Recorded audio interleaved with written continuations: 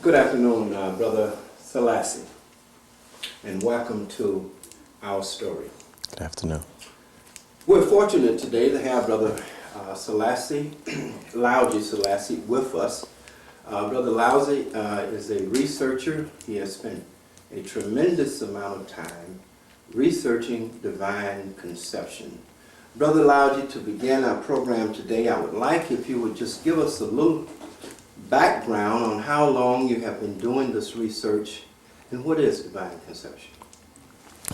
I started this research in 1976, and I've picked up information from my travels around the world, mostly from India, some from Africa, a little from South America, and then research through academia or through books from anywhere I could find any information. Well, what are some of them? I see a great deal of books here that you have laid out. What are some of these books, some of the research you've done with some of these books? Let me answer the second question you gave me before I answer this third one. What divine conception is a system of conception, a system of higher forms of conception, to conceive a child in a divine way as opposed to a demonic way. A divine way would be to prepare for a child in a spiritual, in a holy, in a very pure way. A demonic way would be to have a child, let's say, after you go to the movies under the influence of whiskey or liquor of some strong nature, and then you plot down and have a child, or plot down in the heat of your lust and conceive a child in that with your liquor.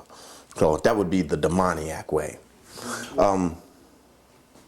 What is the purpose then of divine conception, and what would be some of the difference between bringing forth a child in divine conception and bringing forth a child in lust? There's a major difference. In fact, it's not just lust, because lust alone,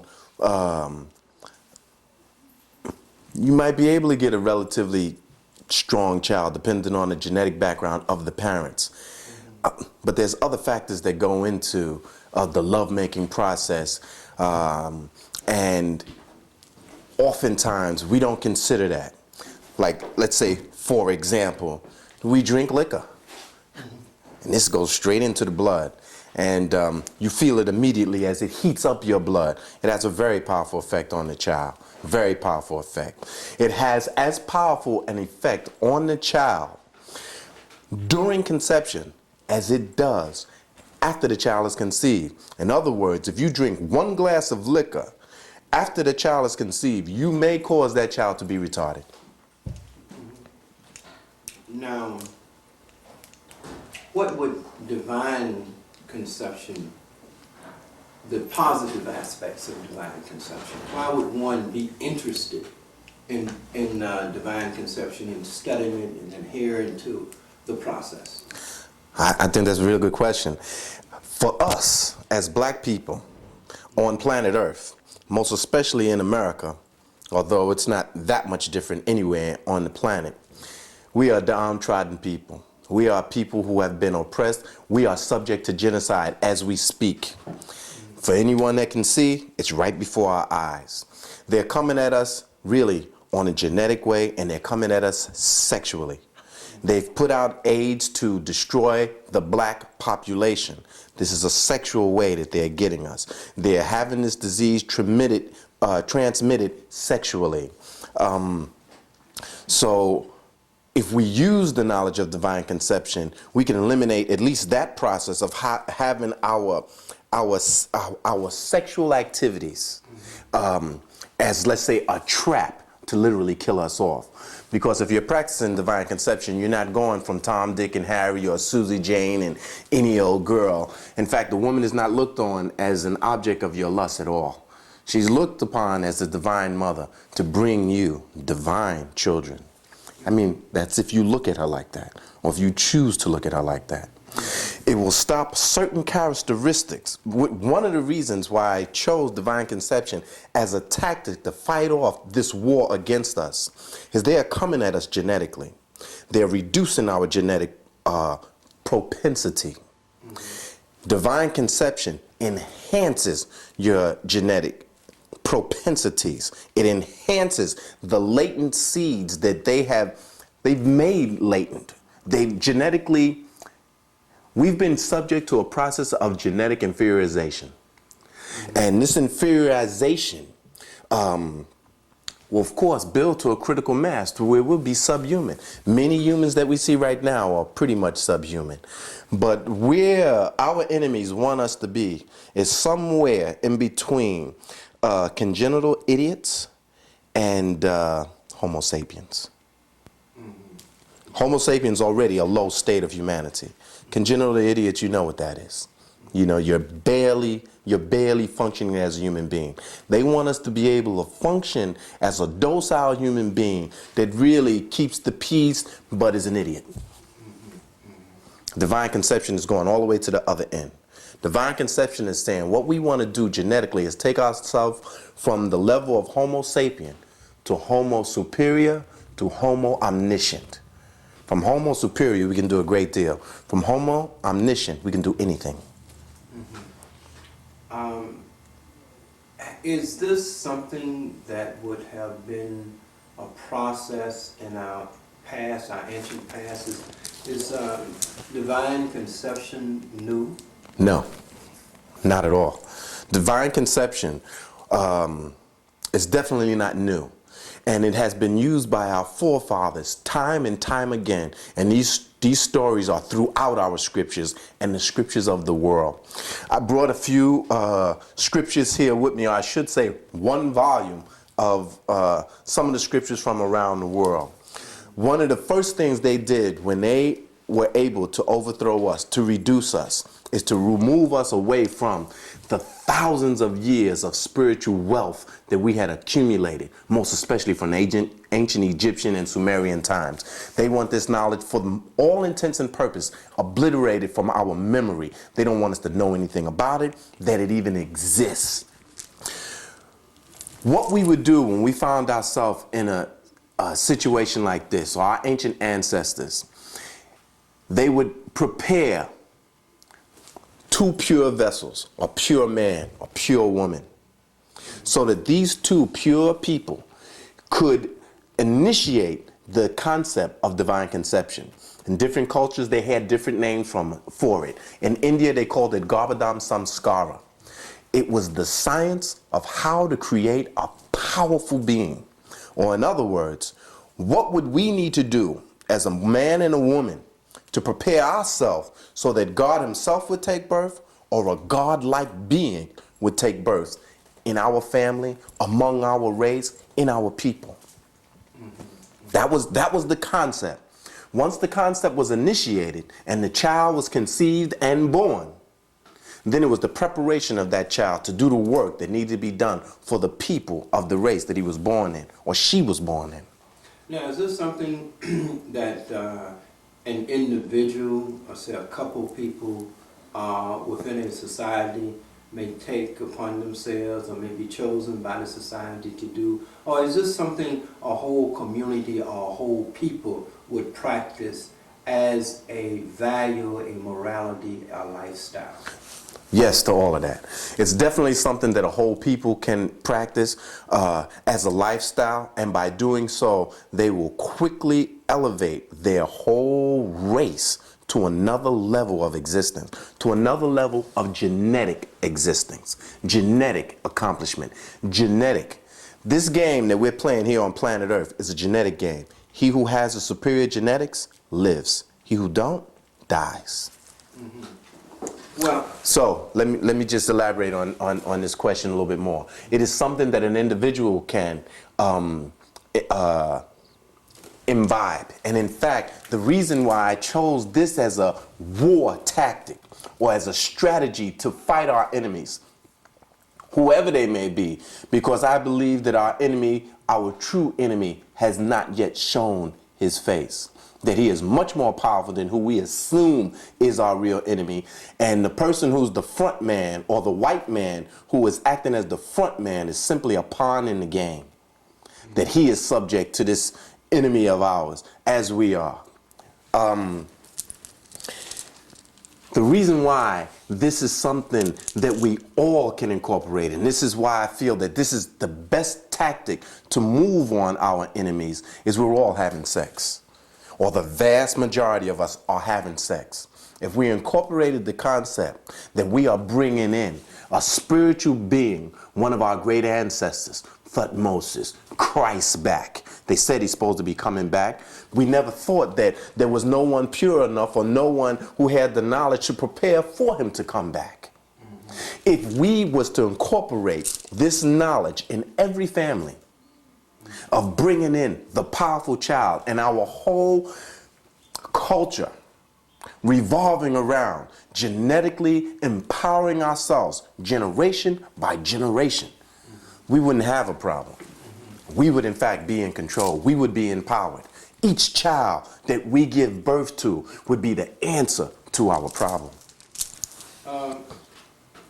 Mr. Selassie, is this a process? We want to talk about the process a little later on, but I just want to ask you in terms of preparation, how would you describe us as an entity? For an example, we look at the material realm and the material substance, but what is the essence of us? It's a very good question. The essence of the human being is God. The essence of the human being is God. God is one. Out of that oneness, we were taken. So, in other words, you have this perfect thing here, and you take this little piece of perfect or perfection, and you have a human being. What happens to the human being is he loses sight of his perfection. He loses sight that the very essence of what he is God, with the full capacity.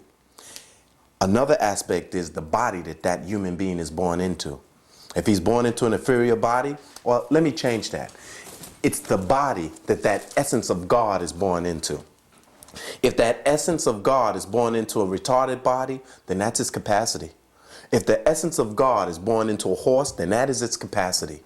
If the essence of God is born into the sun, well, that is its capacity. But we cannot lose sight of. In the beginning, there was the perfect. From the perfect was taken.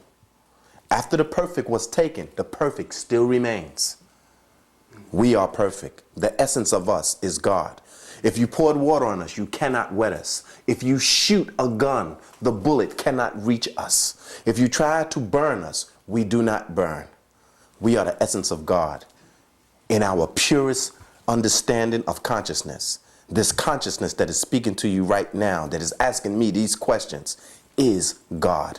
In the beginning, there was the Word, and the Word was with God, and the Word was God. In other words, you're saying that we are spiritual beings born in a physical container. The physical container can be corrupted, but the spiritual aspect can be purified and perfected even before, or the purification must begin before conception. That's right. All right, let's proceed with understanding the purification. Can any of us get involved? I mean, I already had my children, etc. But for young people, in particular, speak to them why they are so important and why they should take an interest in divine conception. Any one of us can initiate the process of divine conception. If you were to try to get the most powerful results, a 12-year span of time, to build and develop yourself. Build and develop yourself meaning what? Develop yourself spiritually. Develop yourself mentally. Develop yourself physically. Develop yourself in a moral, righteous form. Empower yourself on the spiritual side. take initiation from a spiritual master. And when I say initiation, I mean initiation as it was meant in ancient times, where the serpent power energy within locked in the base of our spine is ignited. The initiation that you get should be a kundalini initiation, or an initiation that unleashes the spiritual power that is locked up within your spine. This power is called Shakti in the Indian system, which I was groomed in, which I learned from a spiritual master when I was in India. When I went to Africa, the spiritual masters that I met there, they all had Indian masters. And as we spoke about these systems. And I asked a few of them, well, what happened to the African system? What happened to that knowledge intact? And basically I was told that it was undercover in India, as it's undercover in Egypt, as it's undercover around the world under other names. But the first thing they did to us was to destroy our spiritual science so that we could not grow to be homo superior or homo omniscient, omnipotent. The first thing we got to do to destroy the black man is take away his science of God. Once we got that, we can get him. Who are you talking about, we? Who is this we? When I say we, now we're talking about historical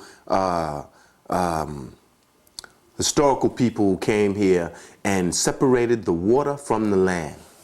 Now, in ancient Egypt, we know this as Ptah. Ptah came here and he separated the waters of, he came out of the waters of noon and separated the waters from the land.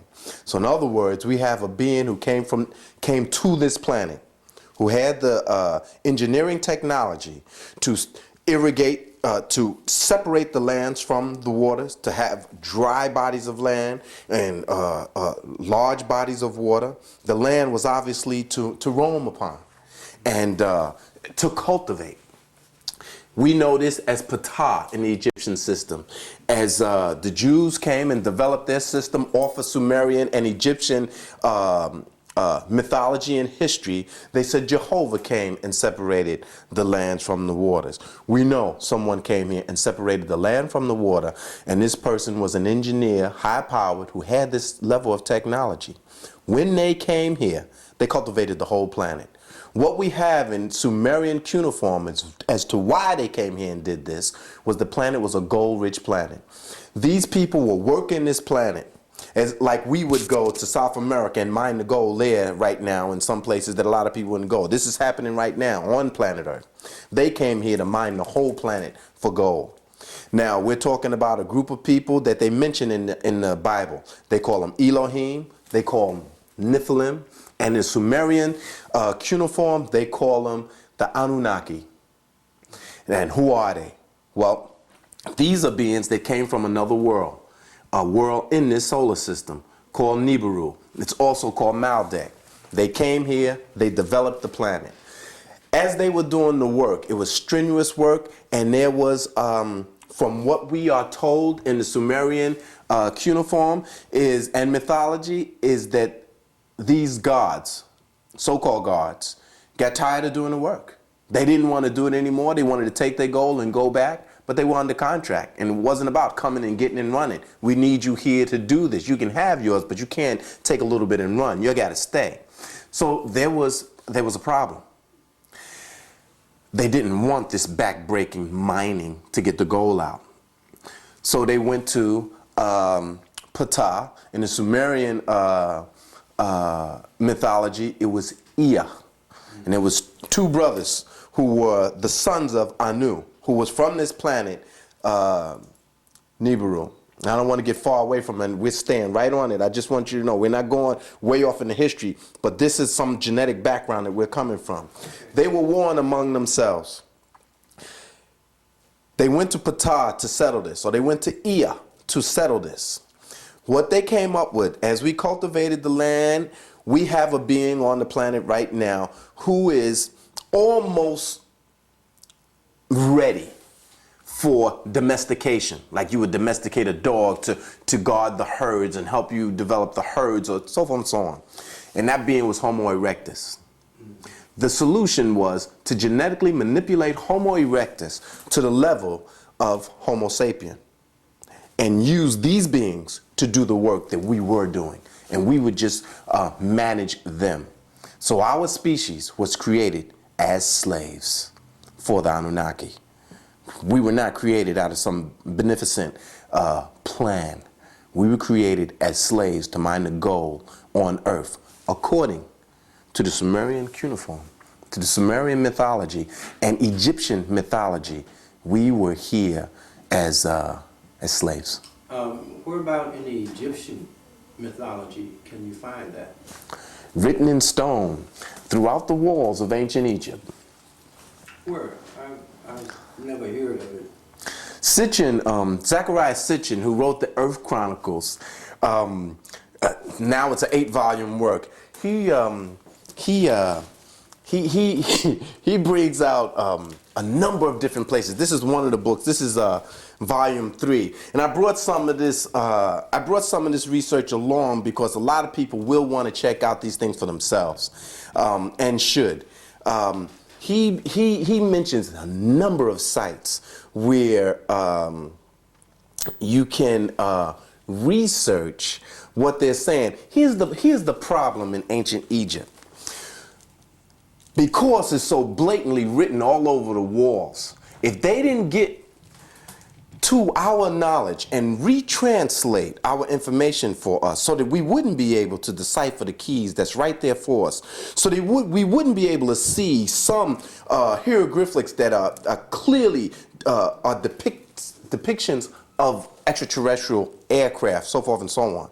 If we don't get there and retranslate what they've mistranslated, a lot of it we miss, but a great deal of it still comes through. Sitchin does a pretty good job of bringing out a good deal of this information, although I do not trust all that he says, simply because you can't trust anything, all of anything coming from the ponds of our open enemies. Okay, so so these beings that came from another planet, I presume, Nibiru or Maldek, and they scientifically altered the Homo erectus, Homo sapien. Homo erectus, Homo erectus. They genetically manipulated the gene pool and created Homo sapien sapien to do the work, to do the mind. So just as, since we were on it, just continue the story until we get up to. Very interesting story. And this is why I said divine conception. And you got to realize too, the story is not coming in one spot here like this. It's here's a piece, here's another piece, here's another piece, here's another piece. And when you look at the big picture, then you could see how it's working in there, how the story really unfolds. What's the truth behind all of these other truths?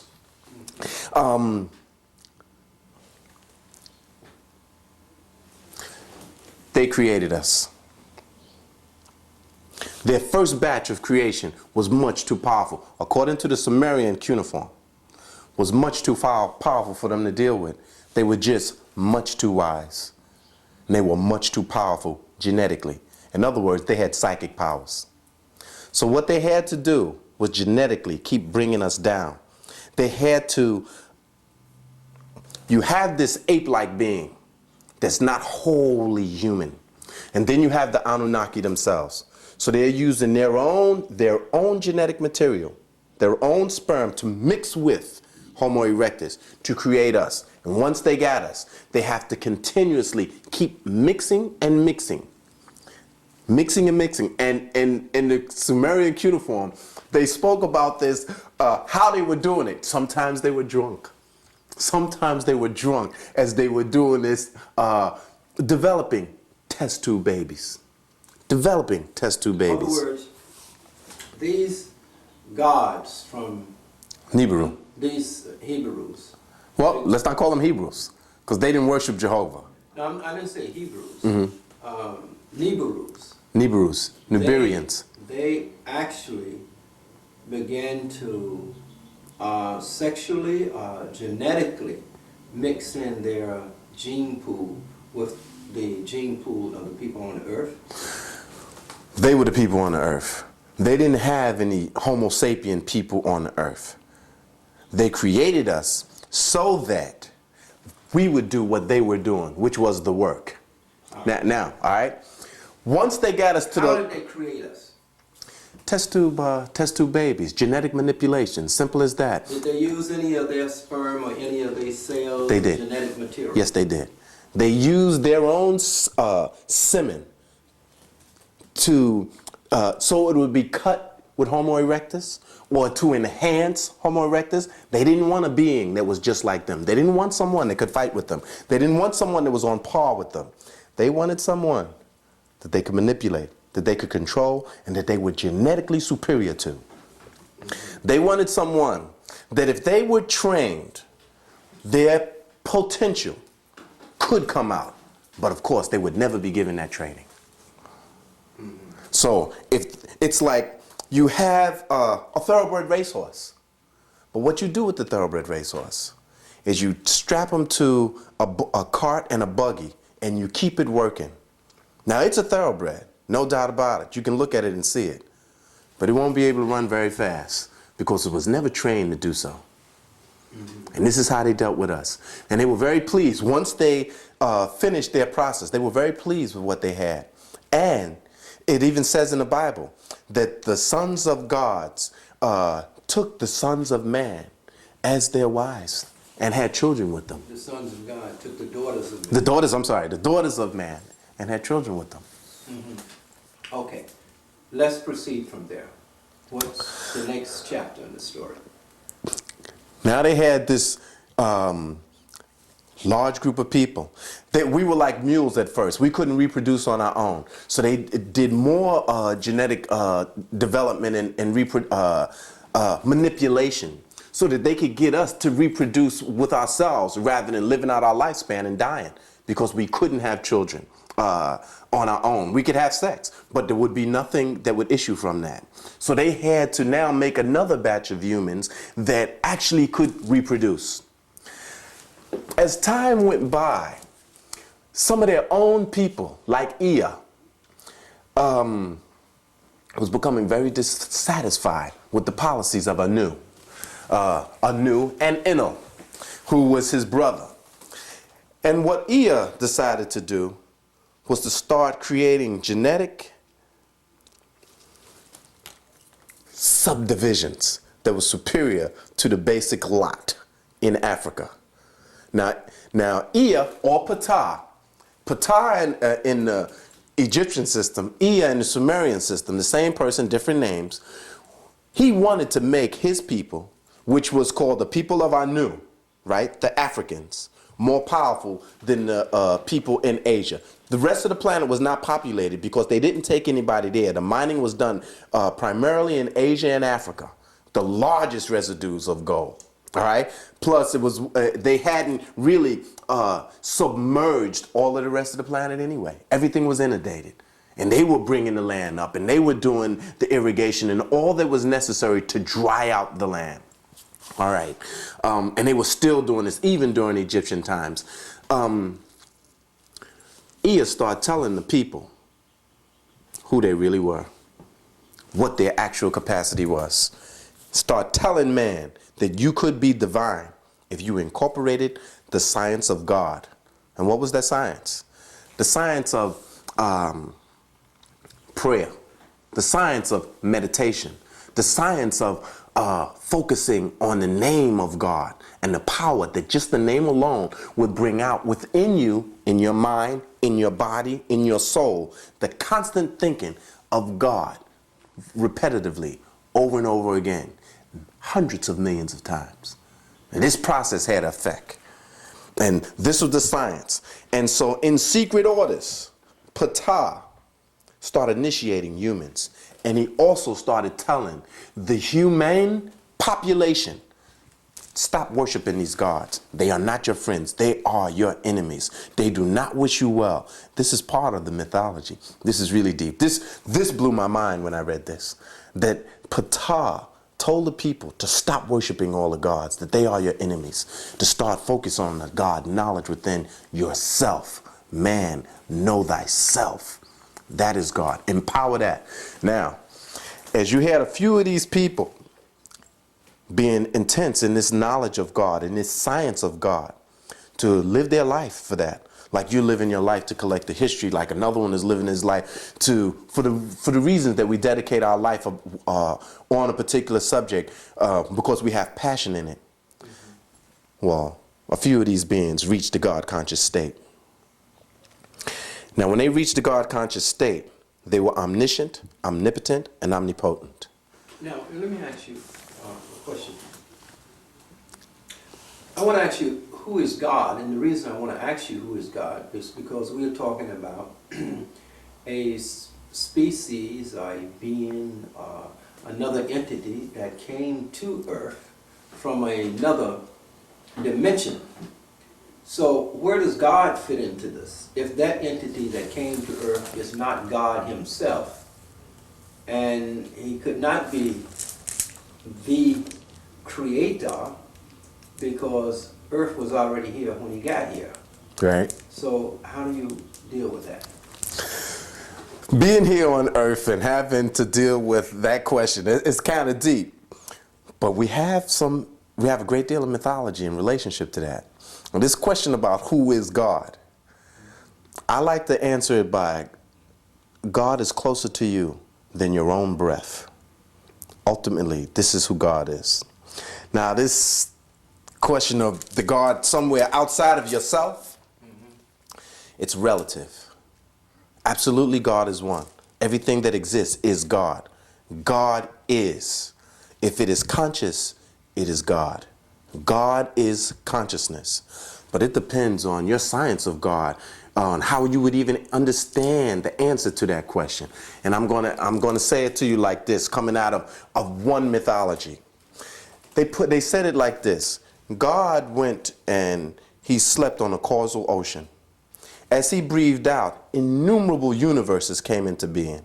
This is the smallest of those universes. As he breathed in all of those universes were destroyed. All right? When he breathed out and all these universes were created, he took residence in every one of them as a supreme being. And he was called Garbhodaksha Vishnu. This is a name to call him. You can call him many different things. Many different systems do. When he went into this system, he created a creator or a being that would create all the worlds, all the planets. And so this being did that. And when this being created all these worlds and all these planets and all these creatures from a gnat to, let's say, a highly evolved being. All right, a being that's so evolved that for all intents and purposes, if we were to see him, we would say this is God. Well, when he created all these various beings and all these different universes and worlds, he entered into every single solitary being in the form of Krishnodakashayi, another name of God within us. Many systems have many different names. I'm just telling you one. Now, I was given this scenario of who God was out of a scripture, out of this scripture, Srimad Bhagavatam. And then it said, from Karanodakashayi, who slept on the causal ocean, to Garbhodaksha Vishnu, who entered into all of these universes, to Krishnodakashayi, who entered into every living soul. None of them is a supreme being. None of them is the supreme being. And I said to myself, this is deep. This is deep. I can only go by my own experience of God. And depending on how deep you get into the science of God, you will have a direct experience of God. There's no doubt about it. Some of us are lucky enough to have that direct experience for however small amount of time. Some of us are that lucky. Most of us are not. God is the self within. The conscious entity that can say, I am consciousness. I am consciousness. That is God. Mr. Selassie, now move on after this paraphrase. Could we say that God is life and life is God and life permeates all things and there's only life? In the universe? There is only life. Yeah, I'm sure we could say that. Okay, now, divine creation. Thank you so much. We did leave out some of that story, and if you... Let's move on, because we're going to move right on into it. Okay. Okay.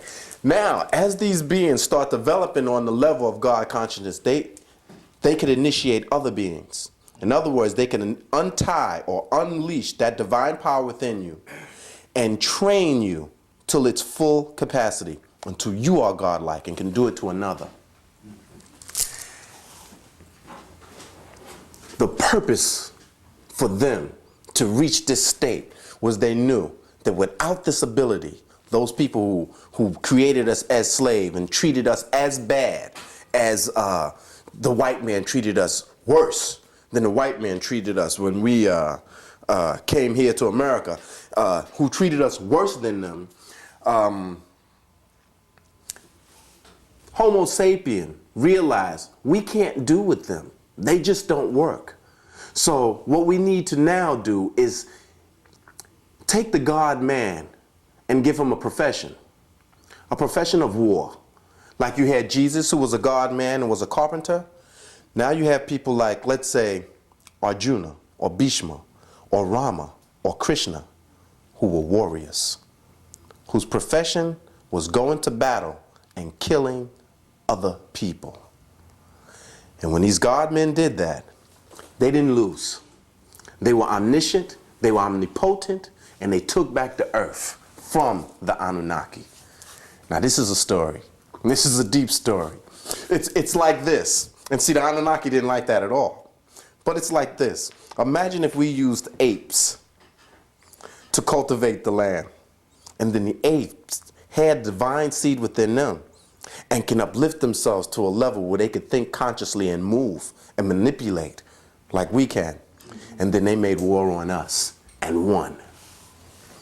That's what the situation was between the Anunnaki and human beings. And you can read this in many of our scriptures, like the Mahabharata, the Ramayana, the Srimad Bhagavatam, which is to a large degree ancient African and Ethiopian mythology that is now in India and being passed off as Indian mythology. But if you read the scriptures and they describe the people, and as you read the scriptures and you hear the description of the people that they describe in them, you clearly understand that a man whose hair is so curly it ridicules Persian lamb is an African man and not an Indian with straight hair, or a Chinese with straight hair, or anybody, especially a European with straight hair. So at this time, are you saying that initially there were only Africans on the earth? There were black people? Yeah, definitely. Initially, there were only black people on the planet. When did the European or white people evolve, and for what purpose? They evolved after we started taking over after we took over the planet for ourselves. Now, when they made the Tamahu, to be a gene pool that would be genetically inferior, that they would infuse throughout the Ethiopian population. They needed to reduce our genetic potential once again. Now wait a minute. They made the Tamahu made the European, the white man. Who is the Tamahu? The Tamahu is the white man that appeared in Egypt. They're also on the walls in stone in Egypt, and they were created. Born in Egypt? They were created. They were genetically manipulated. Who created him? Agents of the Anunnaki, agents of those people who created us. You said agents? Agents, agent tours, people who look like us, but who love someone else and who works for someone else. Or a devil that looks like a human being and who works for other devils.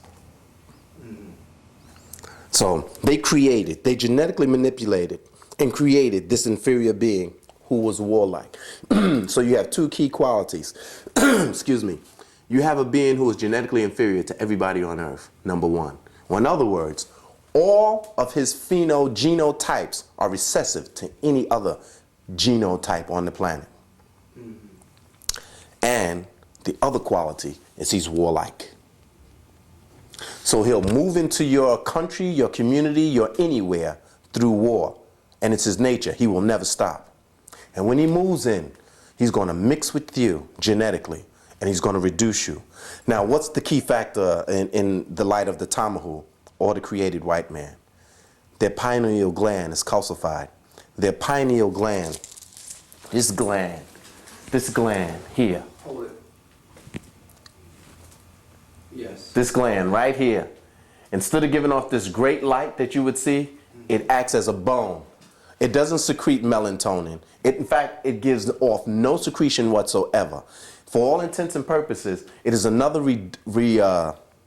genetic inferiorization of the human species to the point where their pineal gland is not a gland at all. It's a calcified bone that is in their head, and it does nothing. It doesn't open up the gate of a mentor for them. It doesn't secrete melatonin. It doesn't secrete any chemical. Now, what does that mean spiritually and soulfully? Spiritually, what it means is you cannot reach the complete or the full God-conscious state because your pineal gland is non-existent. It's a bone. You can reach a certain level of spiritual progress. You cannot reach spiritual perfection without an active pineal gland, because the pineal gland secretes amrita, or melatonin, and it is this chemical that allows you to exist in a God-conscious state.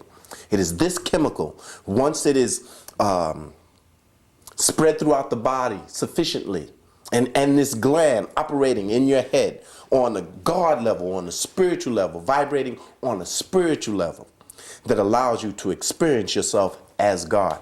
If it doesn't work, or if it's misdirected, which it is in all of us, and not working at all in the Tamahu, then your ability to attain God consciousness is no ability. You have no ability to attain complete God consciousness. You can go high, like I said. In other words, you can attain psychic powers, but to be finished, you need an active, fully activated pineal gland. Now, what does that pineal gland enable one to do that a non-pineal gland would not enable one to do? What the pineal gland would enable one to do is experience omniscience, omnipotence, and omnipotence. The process, the spiritual process, is a mental, or I should say the spiritual process or discipline or empowering techniques are mental techniques. And it is these techniques that stimulate the pineal and the pituitary gland, as well as the other glands in the body. These glands here all have subtle counterparts. They call them chakras. They are called chakras or wheels. And they spin and they all give off secretions. Each one of these secretions, if they're given off on the highest level, enhances the human being. And the heart of divine conception is to get each one of these glands to deliver into the human system their bounty, or their payload, so to say, the powerful glands that they're excreting, the powerful chemicals that come out of them. The most powerful being melatonin. In the ancient times, we call this melatonin amrita, or nectar.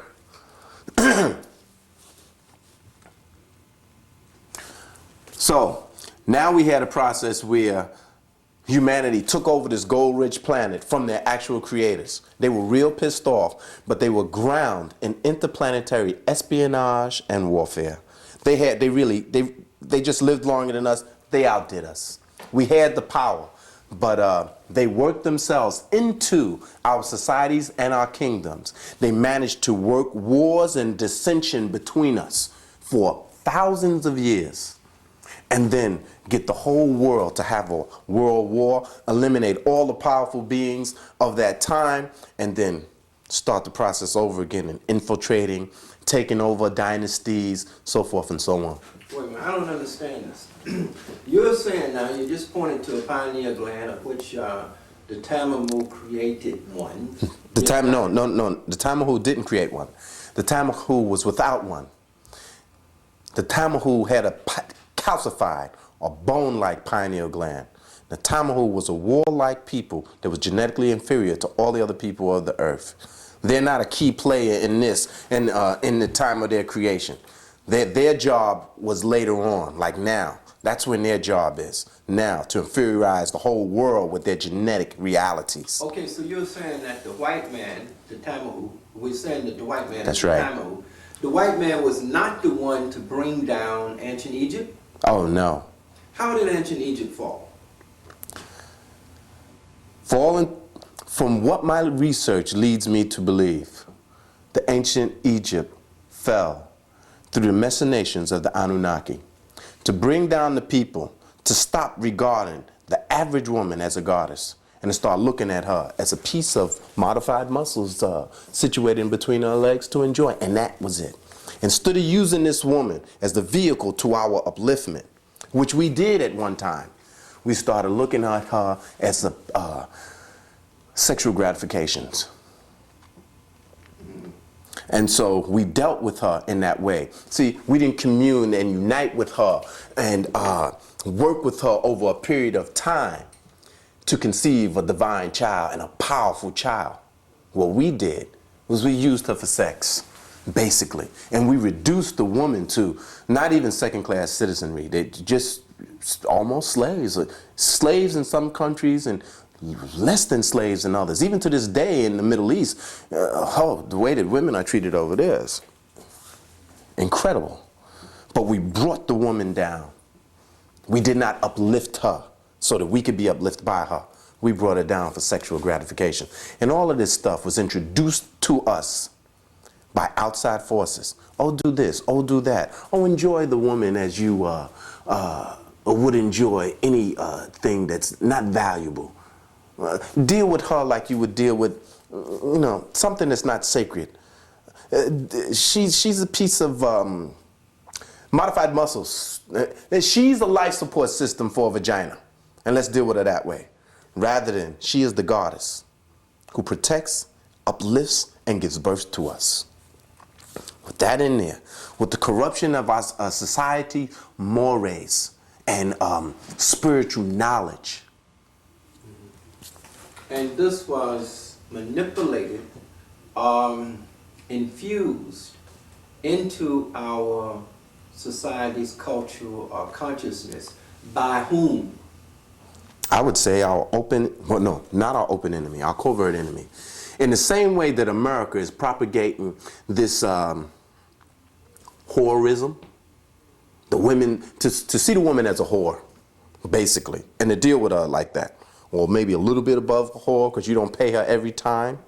And to perpetuate this type of culture through the media all around the world, to where the whole world is infected, not only with the concept, with a dress, we see what they did happening right now.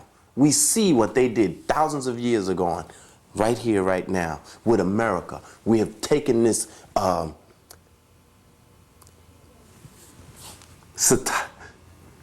culture that destroys culture. Society that brings down society. And we're passing it throughout the world. Yeah, And I'm just trying to identify who it was back then that initiated this decadence. I would say it was the Anunnaki, because they knew about it. Okay. See, to a degree, we have to infer what is happening to us. Because it's like the atom. We can't videotape an atom and see the electrons and protons and neutrons, or a quark. They can't videotape that, but they know they exist. They know their shape through testing, through research. You see what I'm saying? And like this, you can see, well, if this exists, this has to exist. If the white man at the time that they took over the whole world like magic didn't have the technology to do it, didn't have the knowledge to do it, didn't have the manpower to do it, if they just got over the bubonic plague and the black plague when they lost over a third of the whole population of Europe, how did they get the knowledge of kidnapping a whole planet? Who told them to do that? Where did they get this? Where did they get this technology? Who said kill off all the people over there, kidnap these people, they're genetically superior, and they can do the work necessary to set up your fourth Roman Empire? Who told them this? Are we to assume that they just had this knowledge and they sat on it for so long, or did somebody else tell them? Is there a possibility that somebody else could have told them? Did they do this before? Is there any historical records that they moved on us like this before? And when you read Exodus, you'll see you got a point blank historical record of how some extraterrestrial God came in the picture, empowered one man, and told him, look, I'm coming in and taking over now.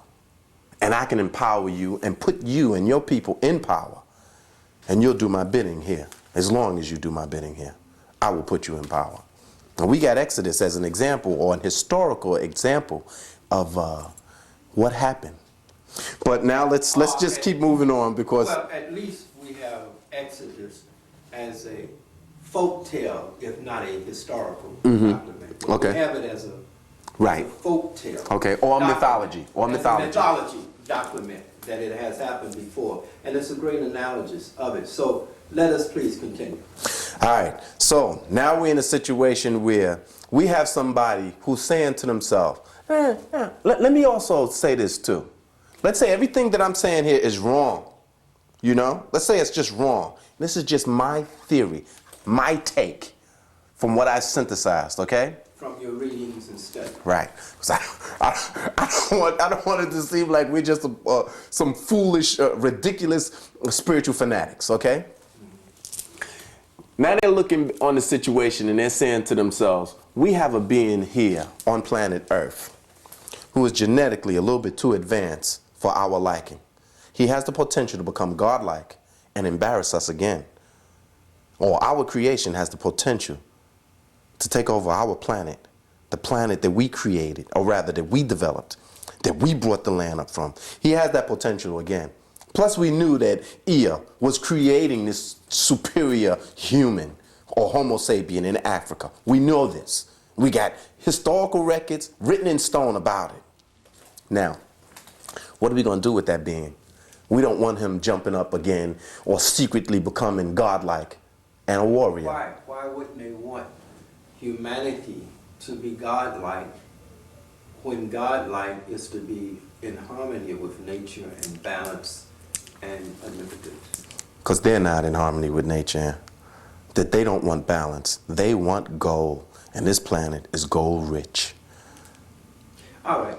So we're talking about an entity that is not the creator and not omnipresent and omniscient. As he would have us believe. We're talking about a being who is our covert enemy, who has us worshiping him as God, or worshiping them as gods. But you also said they created genetically the human species as it is now, so they are, in essence, our creator. That's right. And our mothers and fathers. They are creators. They are creators. And if we have their genes, if they were created through the manipulation of their genes with our substance, then they are our mothers and fathers. Yeah. They are our progenitors, along with Homo erectus. But that doesn't mean that they are our benefactors.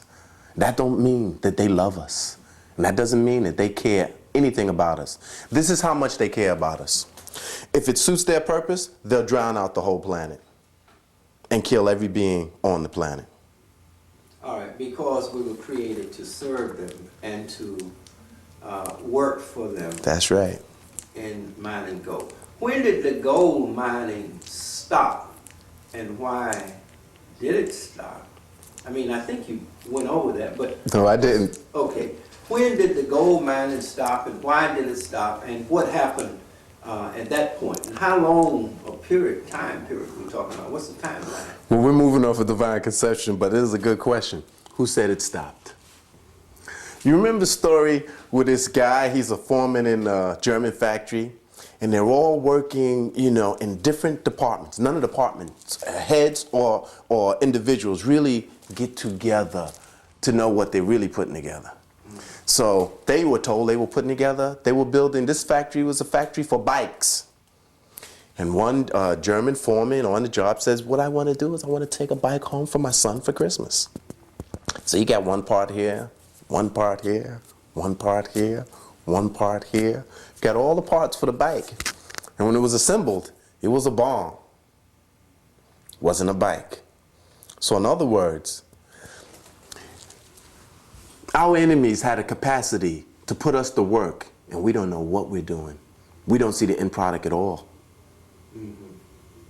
Make no doubt about it. They know what they're doing. They have the end product. They're getting out of us what they want. They are in control. In other words, you're saying that there is a spiritual entity. Would have to be alluding now to a spiritual entity, or someone is manipulating planet Earth, and we are working to bring about either a state of being, and in fact producing a product that we are not at all aware of. Then you're talking about a spiritual dimension in which is interacting with us to control our production and our consciousness and our reaction to things. How do you get one to kind of see or understand what it is that you're saying? Am I on the right track? No, I think you're definitely right on the right track. I think the way things are now, as I see it, we're being told that certain things just don't exist. And to believe that they exist is foolishness. And in other words, for you to say that they are beings on other worlds is in some way to say that you're really stupid, you're fanatical, you believe in things that you cannot prove. There has been no beings coming here from any other world or anything like that, and we're not going to tolerate hearing that. We're not even going to justify it. It's stupid. This is what we're given, and most of our society brought into it. So the things that I'm saying right now, I couldn't say anywhere, and I wouldn't say anywhere, for the simple fact that they'd label me as a fanatic or a fool, like this. Mm-hmm. But their own statistics tell on them. Now, doesn't the Bible say you fight not against flesh and blood, but against spiritualities and high places? How does that go? I don't know. I don't know. Which I'm part? just using the Bible. Okay. I don't necessarily say that the Bible is really a book of fact, but a book of gathering of intelligence and folk tale and some history, and it's a collage of many things. Let's move on. All right.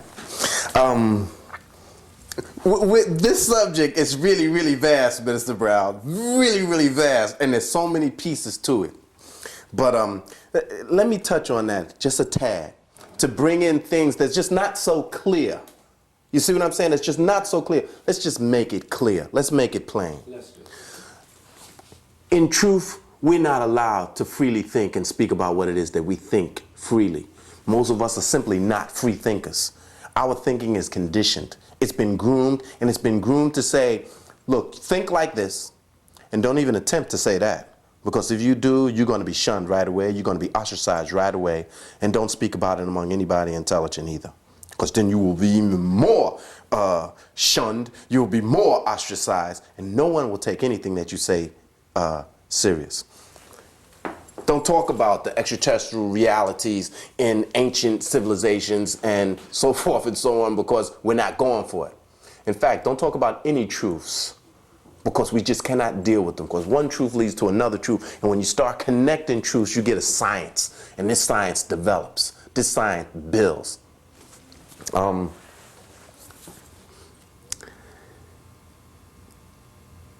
lost my train of where I was going. The free thinking. The free thinking, what we are not really allowed to do, all right? We've been told that this is God, and don't even talk about God. Of course, it's blasphemous. So we veer away from that. In another light, let's say in the educational light, we've been told, look, in order to be erudite, in order to be considered educated, you have to go to school. And once you go to school, you have to be certified by the school, and this is done through a piece of paper, a degree, a diploma, so forth and so on. We, in some state of mind, I don't know what it is, can see that the kids that we're sending to school are not really educated. That when they finish with school, they got a paper, but they don't have any skills outside of reading, writing, and arithmetic. Nothing that they learned in school applies to the world that they're going to live in. They're not prepared for that world. But if we was to stand and say, look, education is the emperor's new clothes, it really don't exist, it's naked, then we will be looked at as those who have no wisdom and no knowledge. But see, because only those with wisdom and knowledge can see the emperor's new clothes. And the fact of the matter is, the emperor has no clothes on at all. The emperor is naked. This is how educational system is.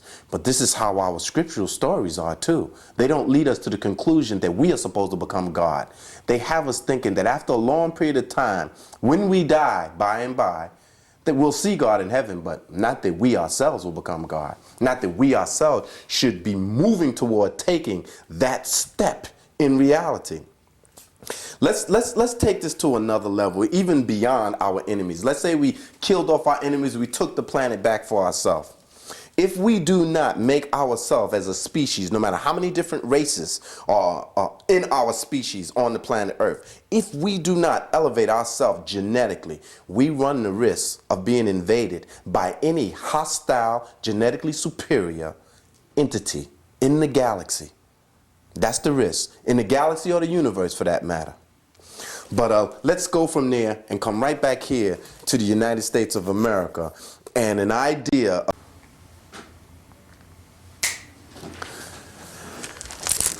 we were kidnapped here by a very sophisticated strategy or technique. Kidnapped the whole planet. All right? Now, we bring them over here. So according to Dr. Ben, 350 million of us was kidnapped. According to Sheikh Tapvideo, 250 million. We're talking about hundreds of millions of Africans being kidnapped and brought over here.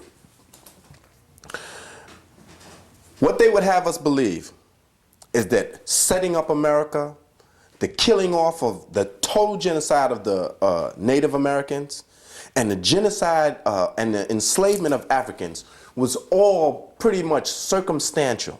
It wasn't something that was planned out from the beginning, right up until the Industrial Revolution and space travel. It was an accident. All accidental. This is what we are being told and we are being led to believe.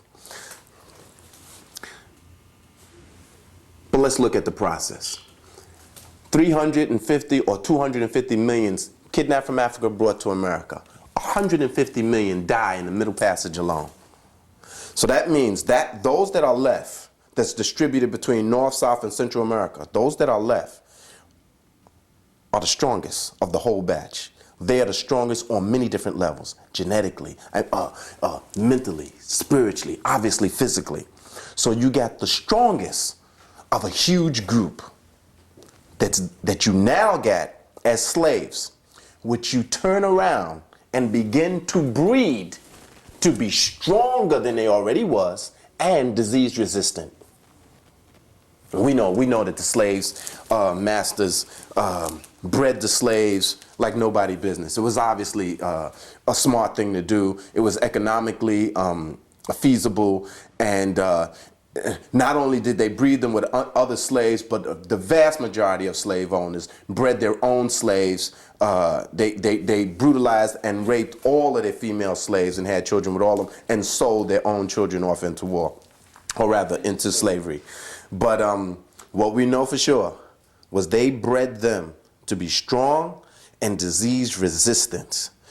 Some of these techniques of building a strong body also enhances the mind.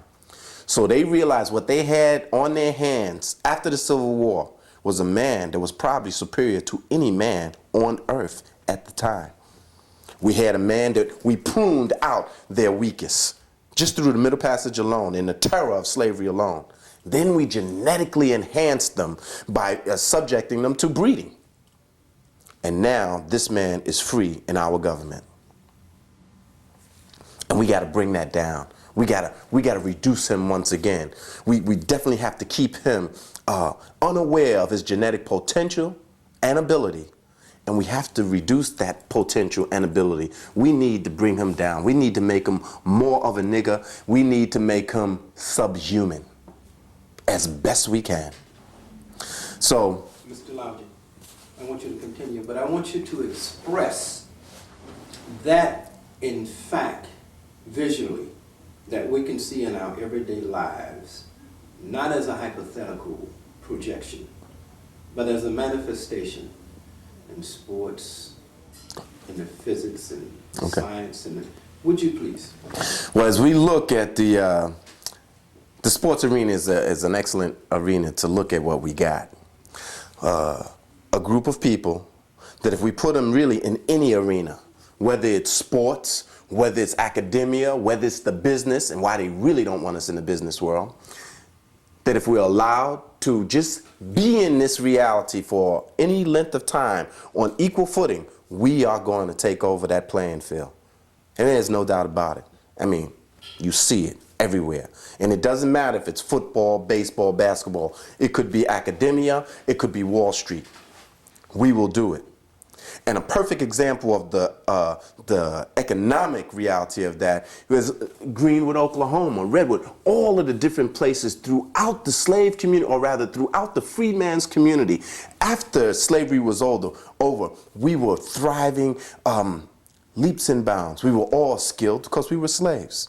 We all worked hard because that's what we did. That's what we were doing all along. We prospered like crazy. And they saw this. And it frightened the mess out of them.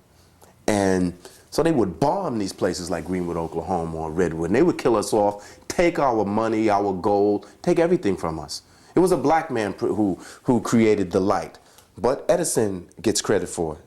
It was a black man who created the telephone, but Alexander Graham Bell gets credit for it, even though this same black man took him to court and won. No white men were going to back this black man. And this is the legacy that we have. Our genius is manifesting all the time, even though we're stifled through a society that keeps us under a reign of terror and negative socialization that's extremely detrimental, and it brings you down on many different levels. The negative socialization. Amos Wilson speaks about the developmental psychology of the black child. He does a great job of bringing out the research on this inferiorizing process. But let's look at this concept of here you got a man that you're working overtime to make weaker and weaker in the light of divine conception. Here it is before our eyes. We see it in every sport that is out. We know it exists. How do we change that now? How do we go back to incorporating the knowledge of our ancestors into the present day? How do we take a man who has been through circumstance, which is the Mayafa or the African Holocaust, was pruned to get the most powerful men out of your group of people who now exist here in America? And then after you got them, and you just pruned out all the weak ones, then you genetically enhance all those who are left for economic reasons, right? For slavery, right? How do we now take that man and say to him, look, you are the product of circumstance and intervention. Enhance on that quality. Now take what genetic ability that you have right now and enhance it. Bring it out. Let's play the piano in such a way, or the genetic piano in such a way, that we get a tune that's coming out that you are now God.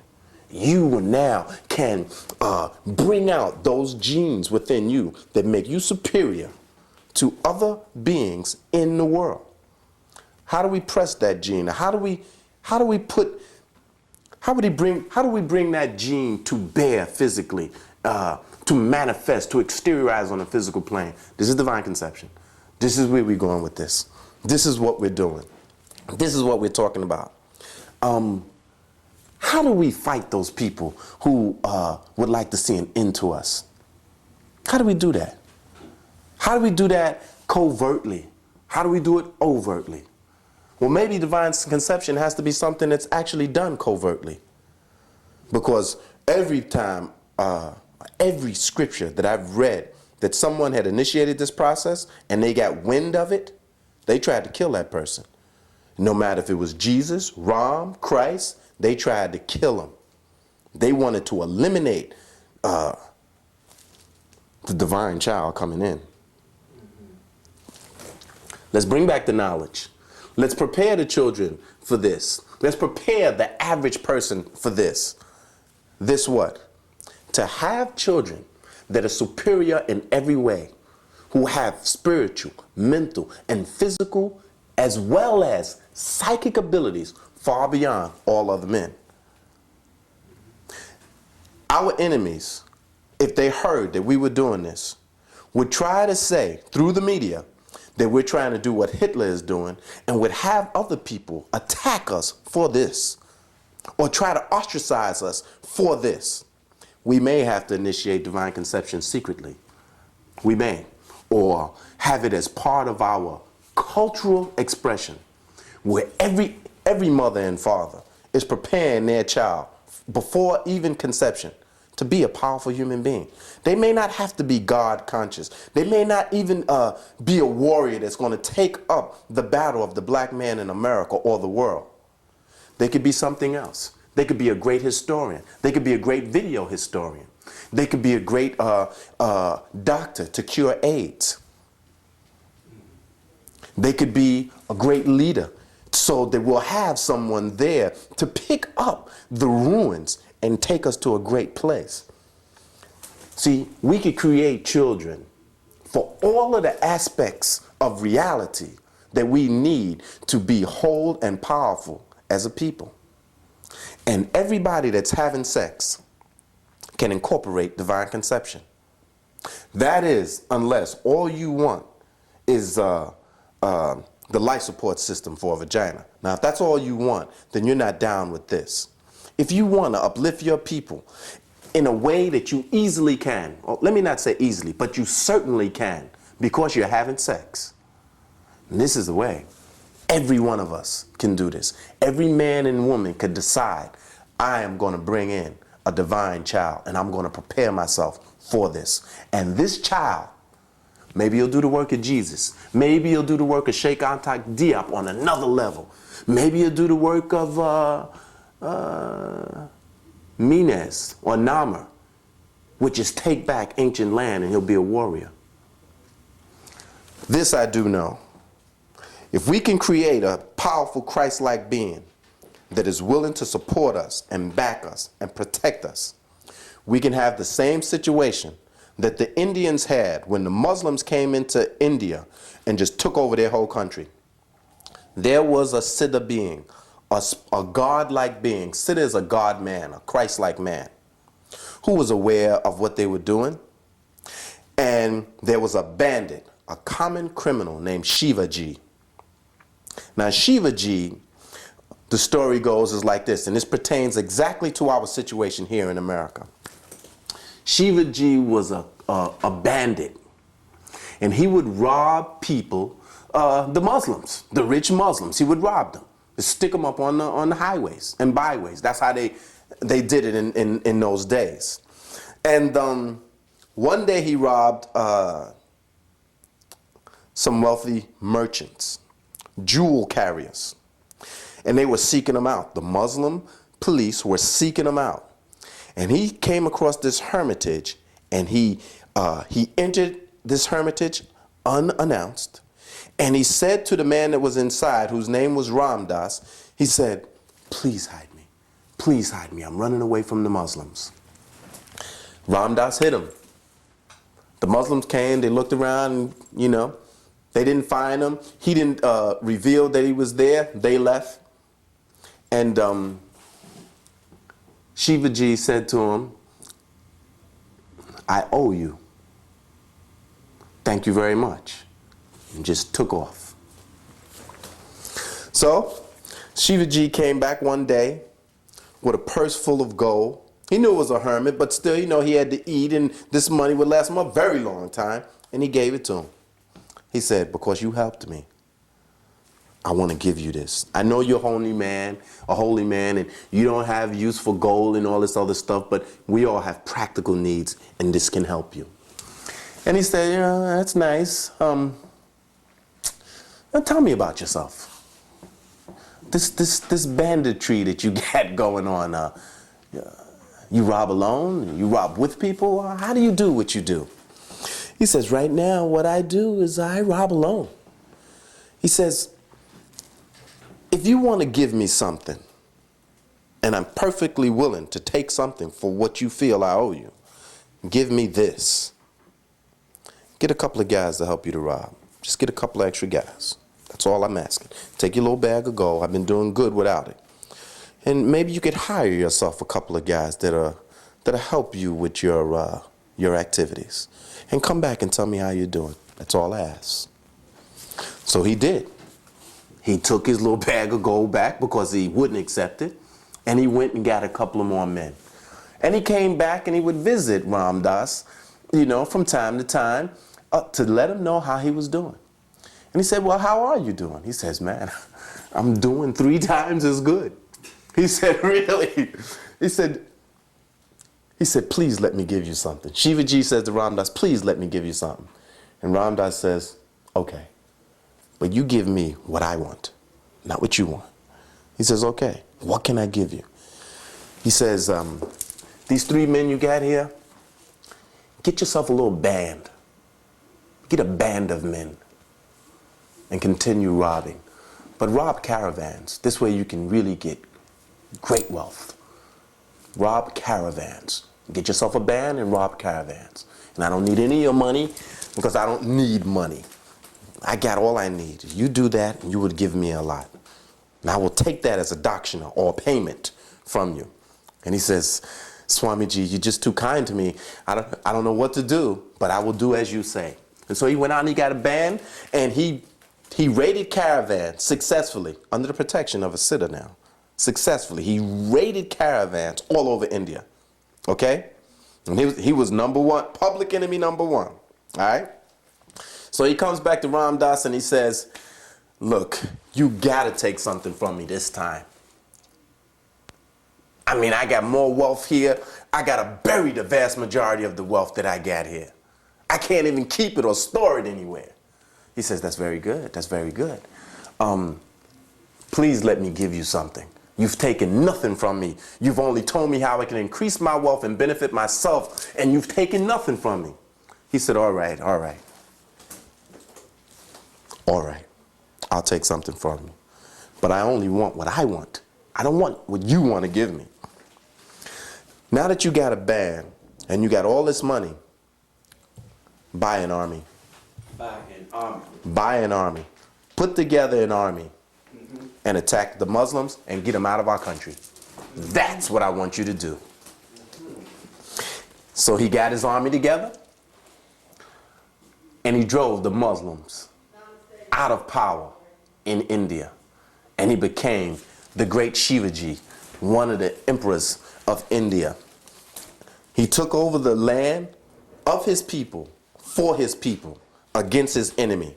He did this with the backing of a siddha, of a god man. Would you please continue, Latim? So, in the light of creating divine beings who will either be on the field of battle like Shivaji, or who will empower another being to accomplish what Shivaji accomplished, is really where we're talking about going immediately with divine conception. After we rid ourselves of our enemies, then we can start going somewhere else with divine conception, which is making a whole population of God-conscious men. Ultimately, that's where we want to go. Ultimately, with this knowledge, where we want to go is that all our children are divine. That when we have a son, we know that this is a God-conscious being with the full magnitude of his essence exteriorizing in his life. Or in other words, we have children that are omniscient, omnipotent, and omnipotent.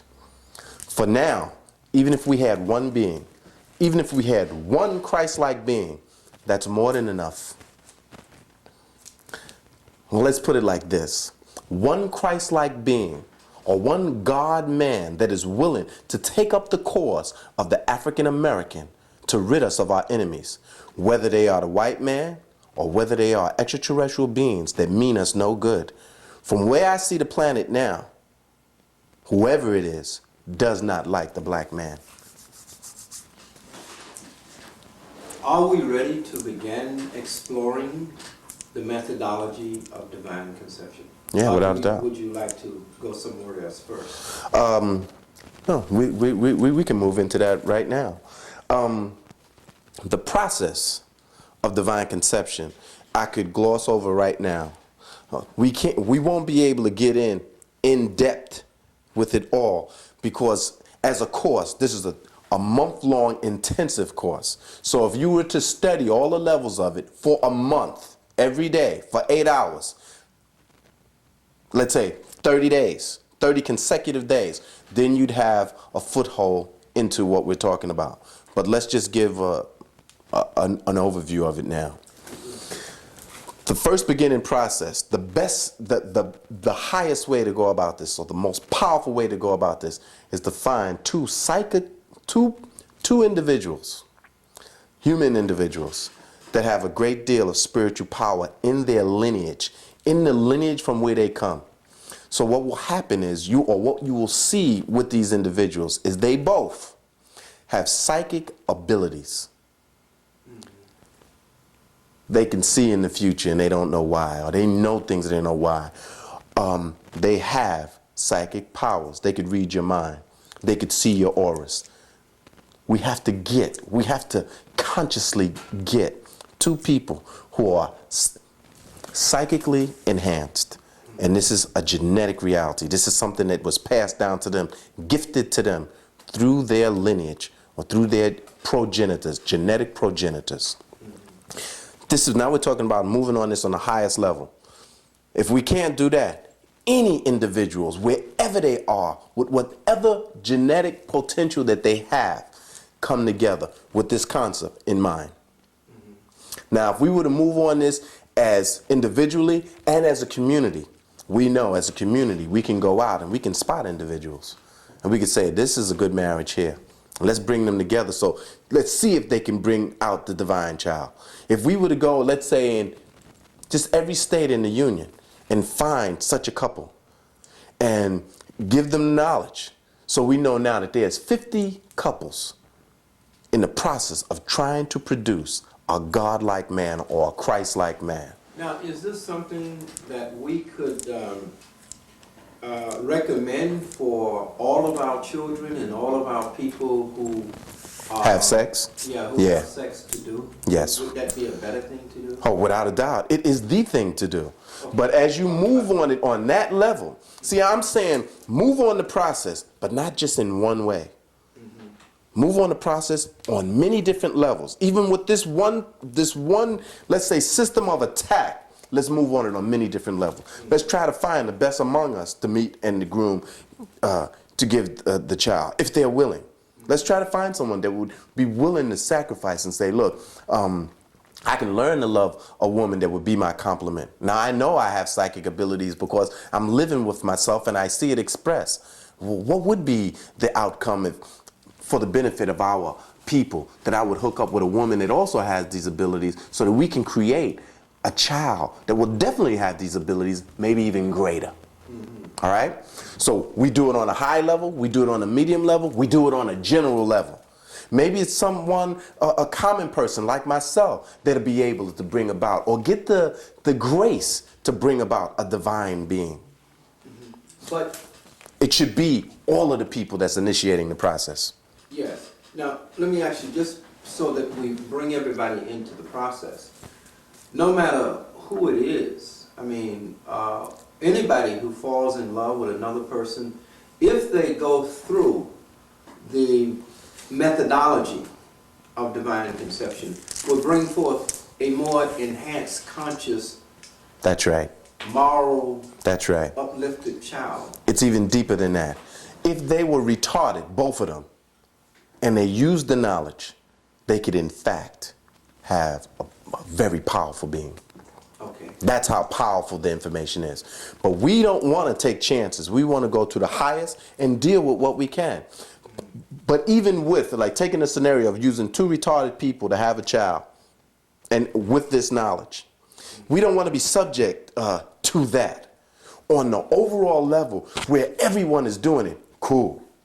But for what we really want, we want to get the best, the middling, and even those that are not even suitable, like two retarded persons. All right? We want to move on it on every single level. We want to have it as part of our cultural reality that never again are we going to look at any woman in our society as a life support system for a vagina. If they don't have the knowledge of divine conception, then it's up to the men to teach them this knowledge so that they can conceive divinely. So our women who complain about us so much and tell the whole world that we're the worst men in the world, that they now could start giving birth to great men. So they don't have to go around telling the whole world that the black man is the worst man in the world, like as if some other woman gave birth to us. They themselves could be the progenitors of a great man, and they can tell the world, no, a great man is here, a great black man is here, I know, I gave birth to him, I groomed him, he exists. He'd be the man for you. Or vice versa, the woman. She'd be the woman for this man. So we should begin to initiate this process. First, we got to learn it. But to initiate the process so that we are moving, you know, as we sit here like buffalo getting killed off by our open enemies, we know, well, I had a powerful child. He's being groomed right now in my own family to help the situation that we're in. He's been groomed while he was in the womb to learn of our history, and that he would be a great being coming here to earth. We could say mantras to this child in the womb while we're grooming him. He can be programmed in the womb to be a certain way. And many beings, and we have records, they were programmed like that. And I'm not talking about very, very great. I'm talking about marginally great. Like this architect, I forget his name, the American architect, the most famous architect of our time. In fact, that's right. His mother prepared him to be an architect.